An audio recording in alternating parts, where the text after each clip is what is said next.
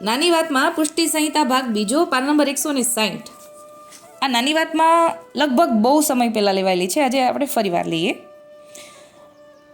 ગોપાલાજી કાનદાસને નામ મંત્રનો ભાવ સ્વરૂપ સમજાવે છે અને એનું ફળ સમજાવે છે. એ આપણે લઈએ આજે. જે આપણું શરણમ મમ વાળો મંત્ર છે એ વિશે, કે અષ્ટાક્ષર મહામંત્ર રૂપ છે.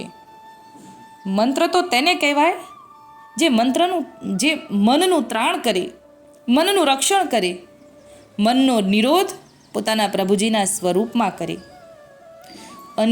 અનન્ય શરણાગતિના ધર્મને સિદ્ધ કરે. જેમ પતિવ્રત સ્ત્રી પોતાના પતિનું નામ કોઈની આગળ મુખથી પ્રગટ ન કરે, ગોપ્ય રાખે, તેમ શરણદાન મંત્રનું સ્મરણ સેવકે પોતાના મનમાં ગોપ્ય રાખીને કરવું જોઈએ. ઉચ્ચાર નહીં કરવાનો. ઉચ્ચાર કરવાથી મંત્રનો મહિમા ઘટી જાય, મંત્રનું આદિ દૈવિક સ્વરૂપ નષ્ટ થઈ જાય. નામ મંત્ર તો સેવકજનના અલૌકિક ભાવનું નિધિરૂપ છે. તેનું ઘણું જતન કરીને રાખવું જોઈએ. અહોર્નિશ સેવક પોતાના મનમાં સ્મરણ કરે તો નામ મંત્રનું અલૌકિક ફળ પામે. એટલે કે મોટેથી નથી બોલવાનું. આ શરણમ મમ વાળો મંત્ર મોટેથી બોલવાનો નથી, તો જ ફળ મળશે, બાકી કંઈ નહીં મળે. નષ્ટ થઈ જાય એવી આજ્ઞા છે.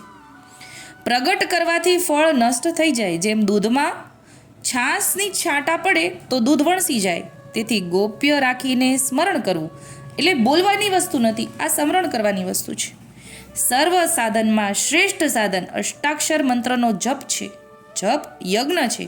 તે વાચિક નથી, એટલે કે બોલવાવાળી વસ્તુ નથી, પણ માનસિક છે, એટલે કે સ્મરણ કરવાની વસ્તુ છે.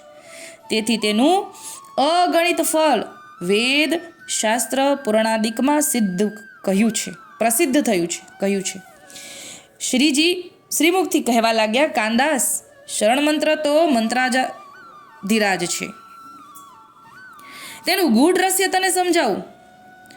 કાહુ અનધિકારી આગે કહેનો નહીં, એટલે કે જે આપણા ઠાકોરજીના સેવક નથી એની સામે બોલવાનું નહીં.